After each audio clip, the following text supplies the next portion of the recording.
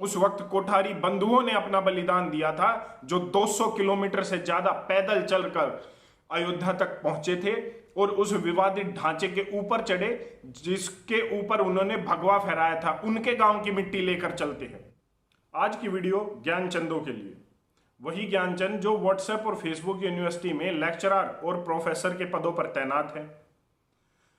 भगवान श्री राम के मंदिर की नींव फाइनली 5 अगस्त को भूमि पूजन हो रहा है, नींव रखी जा रही है और अब एक मुसलमान इसी राम मंदिर के लिए मिट्टी लेकर जा रहा है।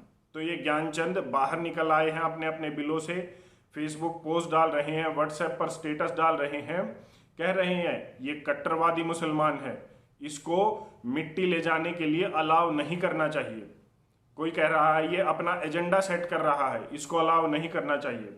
तो कुछ तो ऐसे आ गए हैं, वो ये कह रहे हैं कि पहले इसका धर्मांतरण करो, तभी इसको हम जो है मिट्टी वहां पर ले जाने के लिए अलाउ किया जाना चाहिए। लेकिन इन्हीं ज्ञानचंदों को एक फोटो दिखाना चाहता हूं। स्क्रीन के साइड में आप फोटो देख रहे होंगे। क्या किसी को भी इनके बारे में पता है? हमें सिर्फ विरोध करना आता है, दूसरे को गाली देना आता है। ये जिसकी फोटो आप देख रहे हैं, ये पद्म भूषण अवार्डी के प्रसरण हैं, जिन्होंने राम मंदिर के लिए लड़ाई लड़ी है और इन्होंने कोर्ट में ऐसे ऐसे तथ्य पेश किए थे जिसकी वजह से हम कानूनी लड़ाई जीते और उसके बाद उसी का रिजल्ट है कि आज जो है नींव रखी जा रही है भगवान श्री राम के मंदिर की अयोध्या में। अगर मिट्टी तुम्हें लेकर जानी ही है तो तुम इनके गांव की मिट्टी लेकर जाओ, जिन्होंने ऐसे व्यक्ति को पैदा किया। हमें यही नहीं पता कि हमें करना क्या चाहिए, लेकिन हम सिर्फ गाली देना जानते हैं। अब ये फैज खान है तो इसको गाली दे देंगे, फिर कोई और ऐसा इंसिडेंस होगा उसको गाली दे देंगे। लेक्चरर प्रोफेसर है ना, पदों पे तैनात है, फेसबुक बड़ी यूनिवर्सिटी है, व्हाट्सएप बड़ी यूनिवर्सिटी है, तो अपने आप को सब प्रोफेसर और एचओडी मानते हैं, तो गाली देनी है। लेकिन करना क्या है ये नहीं पता, उसी के लिए थोड़ा सा आइडिया देने आया हूं। अगर तुम्हें मिट्टी ही लेकर जानी है, अगर तुम्हें लगता है कि वो एजेंडा ही सेट कर रहा है, तो तुम अपना एजेंडा क्यों नहीं सेट कर देते? तुम में से कितनों ने आवाज उठाई कि ये जो राम मंदिर के लिए वकील थे, और मैं बता दूं जानकारी के लिए, इन्होंने ही सबरीमाला के लिए भी केस लड़ा था। कितनों में से तुमने विचार किया या कितनों में से तुमने आवाज उठाई कि इनके गांव की मिट्टी लेकर चलते हैं? तुम में से कितनों ने आवाज उठाई कि अयोध्या में जब ये विवादित ढांचा गिराया गया, उस वक्त 16 से ज्यादा लोगों ने अपना बलिदान दिया था। उस वक्त कोठारी बंधुओं ने अपना बलिदान दिया था, जो 200 किलोमीटर से ज्यादा पैदल चलकर अयोध्या तक पहुंचे थे और उस विवादित ढांचे के ऊपर चढ़े जिसके ऊपर उन्होंने भगवा फहराया था। उनके गांव की मिट्टी लेकर चलते हैं। कितनों ने आवाज उठाई?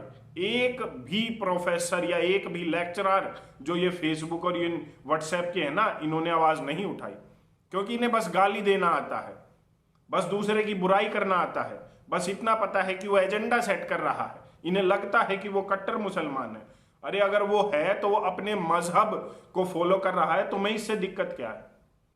तुम क्यों उन वीरों के बलिदान को भुला देते हो, जिनकी वजह से आज तुम गर्व से सीना चौड़ा करके ये कहते हो कि हमने राम मंदिर वहीं बना दिया है जहां हम संकल्प ले रहे थे, कसम ले रहे थे। तुमने इससे ज्यादा कुछ नहीं किया कि फेसबुक और व्हाट्सएप पर जो है पोस्ट डाल दी। इससे ज्यादा कोई योगदान नहीं है तुम्हारा। योगदान वो था कि जब जो ऑन रिकॉर्ड है 16 से ज्यादा लोगों की ने बलिदान दिया था अयोध्या के उस विवादित ढांचे को गिराने के बाद, उन लोगों ने बलिदान दिया है। कोठारी बंधुओं ने बलिदान दिया है, जो 23 और 20 साल के जो 2 सगे भाई थे, जिनकी बहन का विवाह 1 महीने बाद ही होना था, लेकिन उन्होंने परिवार की एक भी नहीं सोची और अयोध्या में जाकर चले गए और अपना बलिदान दे दिया राम मंदिर के लिए। लेकिन तुम्हें बस गाली देना आता है, दूसरे को बुराई करना आता है, इससे ज्यादा कुछ नहीं आता और ना ही कभी करना आएगा। बाप तो बेचारा ये सोचता है कि ट्रैक्टर में पेट्रोल कैसे डलवाऊं, और उसका बेटा फेसबुक पर ये लिखता है कि मोदी जी 500 रुपए तक पेट्रोल कर दो, हम आपके साथ हैं। हमें यही नहीं पता कि हमारी समस्याएं क्या है। हमें यही नहीं पता कि जो भी समस्याएं आती हैं, तो उनसे कैसे निपटना चाहिए। हमें यही नहीं पता कि देश के लिए, धर्म के लिए जो बलिदान दे देते हैं उनका सम्मान कैसे करना चाहिए। और ये आज से नहीं है, ये बहुत पुरानी है प्रथा हिंदुओं में। जेनेटिकली मैं कहूं इसको, ये जेनेटिकली है, तुम्हारे खून के अंदर रम गई है। देश के लिए, धर्म के लिए बलिदान देने वाले योद्धाओं को, विदेशी आक्रांताओं से देश को बचाने के लिए, धर्म को बचाने के लिए जिन्होंने योगदान दिया था, तुम उन्हें ही भूल चुके हो। आजादी दो ने दिलवाई थी, एक प्रधानमंत्री बन गया, दूसरे ने चरखा चलाया था। 7,32,000 से ज्यादा लोगों का बलिदान किसको पता है। इसी प्रकार से उन्हीं कोठारी बंधु और न जाने कितने वीरों के बलिदान को भुला चुके हो। क्या किसी ने भी आवाज उठाई कि उनके गांव की मिट्टी लेकर चलते हैं राम मंदिर में, एक मुट्ठी उनके गांव की मिट्टी राम मंदिर की नींव में डलेगी। कम से कम उस घर को, उस गांव को गर्व तो होगा कि कभी उनका बच्चा इस काम के लिए बलिदान हुआ था। आज उसको कोई नहीं पूछ रहा। सबको ये देखना है कि प्रधानमंत्री को न्योता दिया गया है या नहीं, उपराष्ट्रपति को न्योता दिया गया है या नहीं, 125 को दिया गया है। राम मंदिर के ट्रस्ट के एक मेंबर का बयान है कि 125 से ज्यादा लोगों को न्योता नहीं दिया जाएगा। मेरा यह व्यक्तिगत मानना है कि इन 125 में वो लोग जरूर शामिल होने चाहिए जो विवादित ढांचे को गिराने के प्रकरण में शामिल थे, जिन लोगों ने बलिदान दिया था, उनके घर में से एक एक मेंबर को जरूर आना चाहिए। अगर मेरा विचार अच्छा लगे तो थोड़ा सा इसको फैला जरूर देना, शायद उन कानों तक आवाज पहुंच जाए जो इस काम को कर रहे हैं। धन्यवाद। जय श्री राम।